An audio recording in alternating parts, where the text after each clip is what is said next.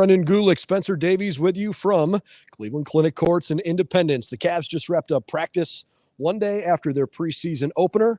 Final score yesterday was 108-107.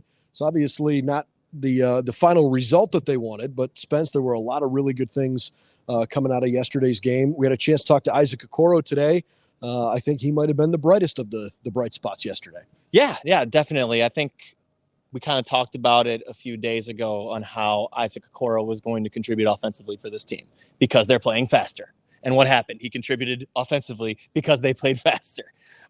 Just great in transition, playmaking out of the corners, attacking, cutting, whatever it was. He was making a big impact there on the offensive end. And I think that that's something he'll need to do this year to end up keeping his spot because, as I said on SI.com, Cavaliers, the thing about it is he's in a contract year. And being in a contract year, you've got to show up. And especially, they bring in Max Strus. They bring in, George Niang. You have Karis LeVert back. So the spots are getting smaller. So Isaac's going to have a big year, but I think he got to a step in the right direction. It was terrific to see him perform like that. I think in a lot of ways, the talk of the town, when it's not about the team over in Berea right now, the talk of the town is Emoni Bates. He's the new guy that everybody wants to say, hey, look, you drafted this guy, super high upside. You heard some things in the pre-draft process that made you a little skeptical.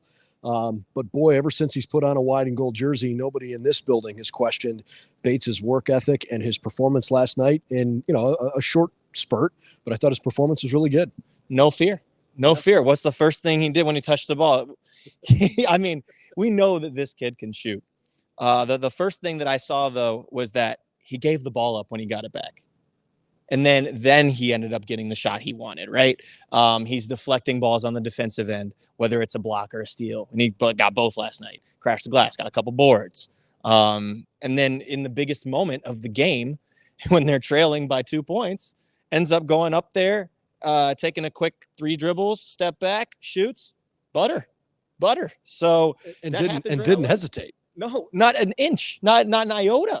And that's something that I think is big for him and his confidence. But JB Bickerstaff said it yesterday after the game. He talked about how everything he's gone through in life, the spotlight being on him since he was 12 years old, and that's nothing to him. That's not pressure. That's something that he's been used to every single day and responding to it.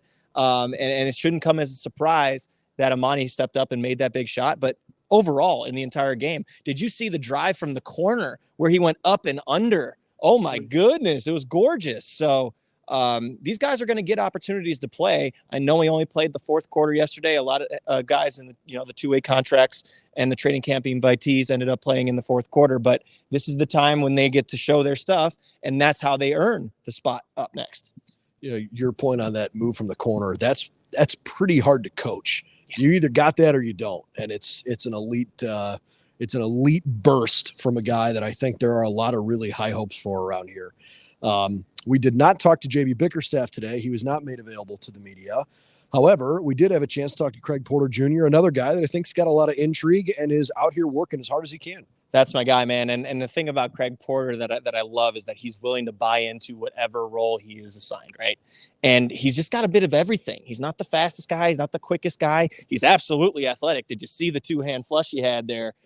Just skying over like every Hawk, it seemed. But no, Craig is a good player with a good head on his shoulders for being as inexperienced as he is at this level. Sure. So I think that him coming into camp, it's very guard heavy. We know that. And it's going to be tough for him to kind of, get the spotlight on him, so to speak. But he doesn't need the spotlight because he's just going to make the right play every time on the floor. And I think he's a really tough-minded person too. Well, it's a good vibe around here. I thought there was an awful lot of extra work today after the Cavs finished up their regular practice schedule. Yeah. Oftentimes we're allowed to come into the building and within 5 minutes, most of the time then we start to talk to somebody and most of the guys fizzle out. Today it was a good 15 to 20 minutes of just about everybody still out here having at it. Oh, yeah. You had Emoni over here working on drills with the coaches. You had Jared Allen, who's still, out with that ankle injury, but he was seen shooting around a little bit. Damian Jones getting some inside work in over here. Boobie Gibson with Zaire Smith and some of the other training camp invitees. So yeah, the guys are locked in and they're ready to play basketball. I think we're all ready to see this go and get into the regular season already. We still got 3 preseason games left, starting with the next one again here against the Magic tomorrow night. But it's going to be fun. It's going to be an interesting season to be a part of. You conveniently left out that George Niang was very serious. Very serious, huh? Not very serious. Maybe some expletives that we can't put into this little stand-up. He was having a lot of fun, and you love that kind of energy with his teammates. George is certainly looking like he's going to be one of the characters on the team this year, which is really cool. We certainly mentioned the fact that there's another preseason game tomorrow against the Magic. Looking forward to covering that for sure. And for all the latest news and information on this Cleveland Cavaliers team, make sure you check out the latest over on CavsInsider.com. Spencer Davies, Brendan Gulick from Independence. We'll see you tomorrow as the Cavs get ready to get back on the floor in their preseason home opener.